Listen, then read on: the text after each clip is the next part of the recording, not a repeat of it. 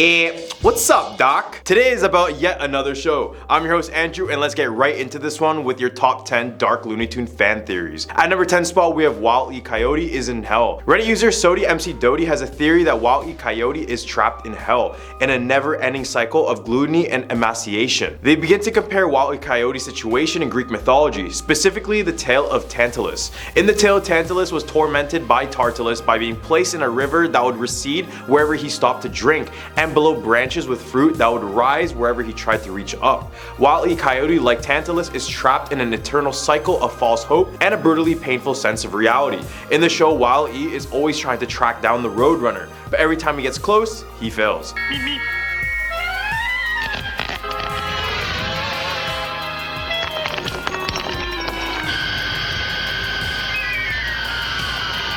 Then let's think about the Karuk Native American mythology, where it has a coyote who stole the fire from the mountaintop. So basically, if we mix these two stories together, we have a coyote who stole the fire, got tormented, but instead of an eagle, he got the Roadrunner. So he is in everlasting hell. At number 9 spot, we have every episode has different characters. Reddit user If I Am Seen, I Am High believes when audiences watch Looney Tunes, they're actually looking at a separate and distinct multiverse in every single episode, similar to the multiple universes in Rick and Morty. This user realized there was little, if any, continuity between episodes. For example, in a 1954 Looney Tunes short, the arch nemesis of Bugs Bunny, which was Yosemite Sam, was a pirate looking to terrorize the seven seas.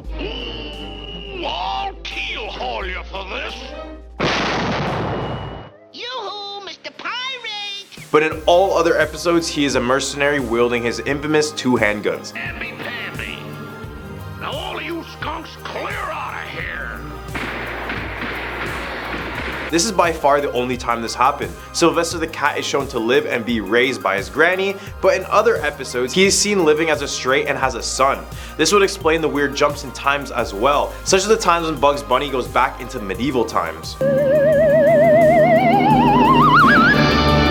The king! At a number 7 spot, we have the 7 Deadly Sins. What's a TV show without representing the 7 deadly sins? Starting with lust, we have Lola Bunny. In the show, Bugs' lust for Lola has always been known and vice versa. But for many other fans, lust should be rewarded to Pepe Le Pew, and I don't think I need to explain that one. The Tasmanian Devil is gluttony because of his never-ending hunger for anything that runs into his path, and it's all to blame for his short temper and little patience. Foghorn Leghorn represents sloth, just from the way he uses everyone on the show to do various things for him. Yosemite Sam is wrath, as he will literally shoot anything that moves. Bugs Bunny is pride because he knows he's able to outwit anyone on the show, including the moments with Elmer Fudd, where he would go through the most outrageous incidents with him only to come out on top. Be very, very quiet. I'm hunting weapons. Wile E. Coyote is envy because of the fact he's always trying to catch the Roadrunner. He is simply envious of his life, since Roadrunner seems carefree most of the time.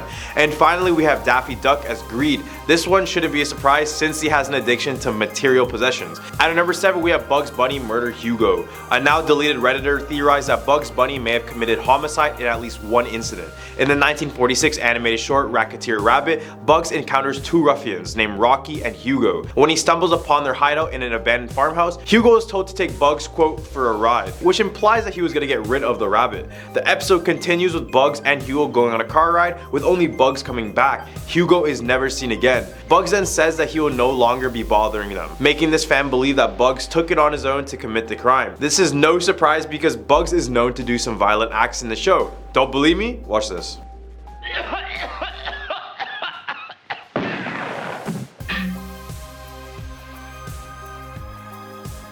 At a number 6 spot, we have Ralph and Sam are actually allies. Even though many of you know these two are friends outside of their work, what is their work, you may ask? Well, new viewers, they play the classic sheepdog versus wolf dynamic when it comes to livestock. Wolf eat, sheepdog protects. Got it? Get it? Understand it. When they work, they become enemies, with Ralph trying to eat and capture the sheep that Sam is trying to take care of. But if we really think about it, Ralph never ate any of the sheep but only kidnapped them. Reddit user Isaiah Reed proposes that the reason is because they are both hired from the same person to keep the sheep in line. This would explain their work, them clocking in, but this would also explain why the sheep never stray too far away, because they depend on Sam's protection. Basically, it's all a gimmick to keep these sheep doing sheep things things. In the hump of our list, we have Bugs Bunny was raised in a lab. I really don't know what to feel about this one. It's no surprise Bugs is one of the smartest characters in the Looney Tunes. Like countless of times we see him do the impossible, showing his invincibility, his extreme wit, and is smart enough to break the fourth wall, which is when he talks to us viewers. So how did this all come to be? Some fans suggest that Bugs was actually raised in a lab. Hear me out. This would explain why he calls everyone Doc. What's up, Doc? And the fact that he can get out of any situation just shows how resilient he needed to be when he was having these tests done in the lab. This would also explain his desire to tunnel long distances, because at one point his life depended on it. And surprisingly, the same fans believe Elmer Fudd is actually a lab agent disguised as a hunter to hunt down the rabbit that escaped. At number 4 spot, we have Porky Pig was abused. In the earlier episodes of the show, Porky would be shown to be a confident fellow, especially in his famous disputes with Daffy Duck, but as the episodes went by, the confident pig now turned into a fragile pig that allowed every character to walk over him. Now fans dug into this theory as well. They suggested that Porky developed his infamous stutter after growing up his whole life in an abusive household. So this is why after his constant fights with Daffy, it said that it slowly triggered him and reminded him of the past abuse that was done to him, otherwise known as PTSD. Now as we see him, he is just some guy that everyone likes to pick on and may suffer from self-esteem issues altogether. At number 3 spot, we have Daffy Duck is suffering from brain damage. A Reddit user by the name of Brad and Best investigated a 1938 short named Daffy Duck and Egghead, which also happened to be one of Daffy's first appearances.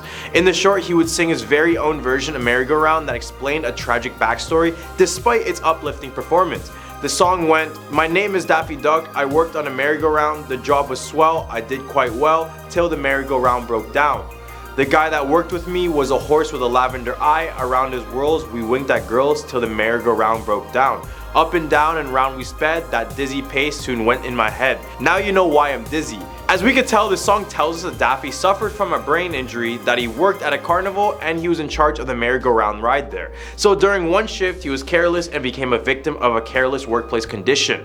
And we see this in the character to this day. Like, I mean, he's pretty smart in some cases, then he shows us his short-term memory loss in another, let alone his trouble with communicating. This theory is not much of a theory, but probably a given. At number 2 spot, we have Bugs Bunny is actually dead. Throughout the show, Bugs Bunny evolves a lot as a character, and sometimes he changes are very drastic. The theory where I mentioned that the characters we see now aren't the original kind of ties into this one. But more specifically, this one is about the death of Bugs Bunny.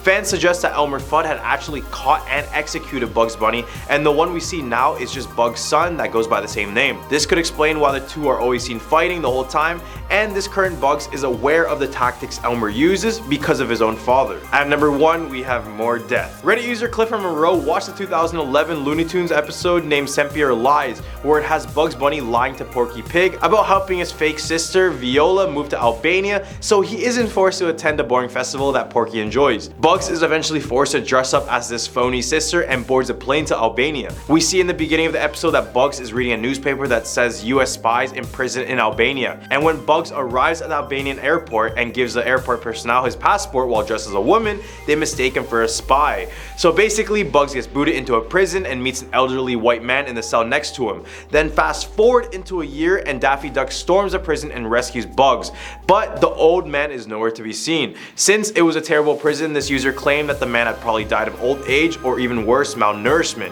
which is pretty dark for the show. Well, these are the top 10 dark Looney Tunes fan theories. I'm your host Andrew, and that's all for you folks.